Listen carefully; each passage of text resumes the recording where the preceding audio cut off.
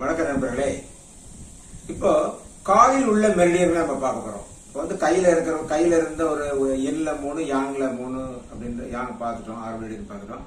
அதே மாதிரி கால்லயே வந்து இன் மெரிடியன் இருக்கு, யாங் மெரிடியன் இருக்கு. ஆனா அதை பாத்தீங்கன்னா இந்த மாதிரி இன்லயோ யாங்லயோ போகுது, எல்லாமே மேல்புறமாக வரக்கூடிய ஒரு மெரிடியன்கள் தான்.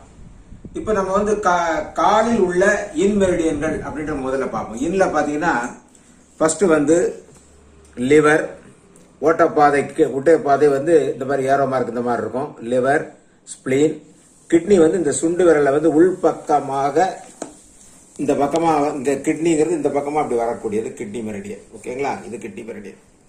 இப்ப நமக்கு வந்து பாத்தீங்கன்னா காலில் ஓட்டப்பாதை எப்படின்னா, ஓட்டப்பாதையில் வலி இருந்தால் எக்ஸசிவ். ஏன்னா இது வந்து ஓட்டப்பாதை இந்த டைரக்ஷன்ல பாருங்க. இப்போ இதை வந்து இப்படி ஸ்பிளீன் இப்படி அழுத்தணும்னா வலி இருந்தால் ஸ்பிளீன் வந்து எக்ஸஸ்.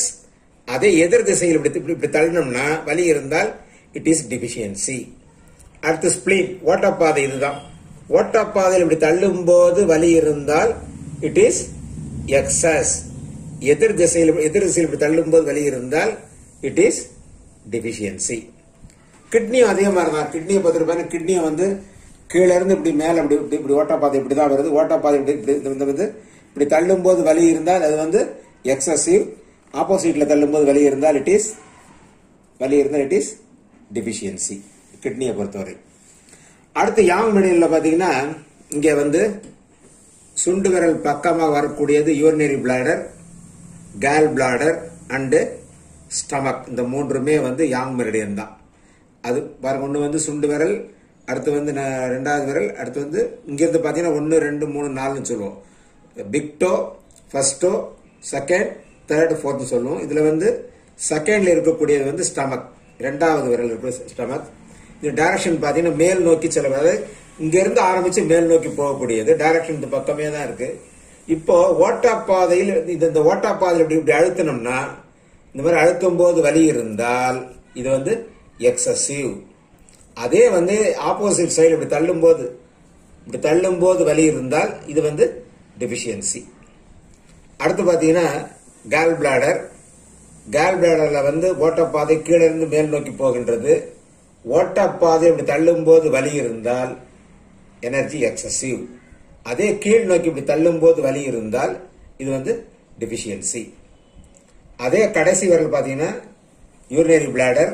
ஓட்டப்பாதை மேல் நோக்கி போகும். மேல் நோக்கி இப்படி தள்ளினால் வலி இருந்தால் இது வந்து எக்ஸஸ். அப்படியே கீழ் நோக்கி தள்ளும்போது எக்ஸஸ். இங்க மட்டும் ஒரு குழப்பம் வரும். லிவர், ஸ்பிளீன் வரும்போது பாத்தீங்கன்னா ஓட்டப்பாதை ரெண்டுமே கீழ் நோக்கி தான். மேல் நோக்கி வரும்போது இதை தள்ளும் போது இப்படி தள்ளிக்கணும், இதை தள்ளும் போது இப்படி தள்ளிக்கணும். அவ்வளவுதான் வித்தியாசம், வேற ஒண்ணுமே கிடையாது. இது இந்த பக்கம், இது இந்த பக்கம் தள்ளணும். இதுதான் காலில் உள்ள மெரிடியன்ல நாம வந்து வலி எப்படி இருக்குன்றதை நாம சரி செக் பண்றதுக்கான ஒரு எளிமையான ஒரு வழி. இதுல ரொம்ப ஈஸியா நம்ம வந்து டயக்னோஸ் பண்ண முடியும்.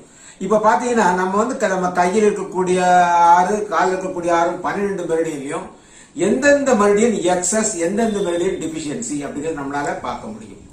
ரொம்ப ஒரு எளிமையான முறை. நம்ம வந்து நம்ம வழக்கமான நாடி பரிசோதனை பண்ணி, இது ஒரு நாடி பரிசோதனை மாதிரி தான். வலி எப்படி இருக்கு, எக்ஸஸ், டிஃபிஷியன்சி வந்து நம்ம எந்த மெரிடியன் எக்ஸஸ், எந்த மெரிடியன் டிஃபிஷியன்சி என்பதை நம்மளால ஈஸியாக கணிக்க முடியும்.